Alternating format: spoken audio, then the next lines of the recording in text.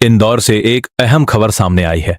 Madhya Pradesh high court के भोजशाला कमाल मौला कॉम्प्लेक्स के मुतनाज़ा हिस्से को मंदिर करार देने के फैसले के बाद कई सियासी और मजहबी रहनुमाओं ने इस पर सख्त प्रतिक्रिया दी है।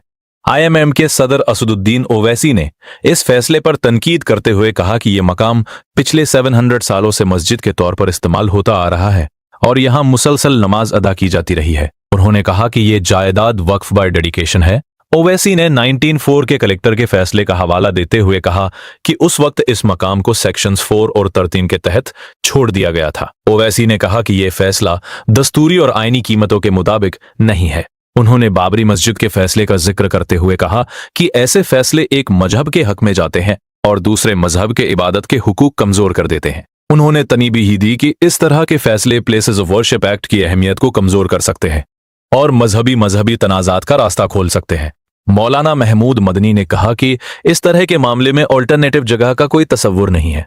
उन्होंने कहा कि तंजीम इस फैसले का गहरा मुताला करेगी और जरूरत पड़ी तो मुनासिब कानूनी कदम उठाया जाएगा।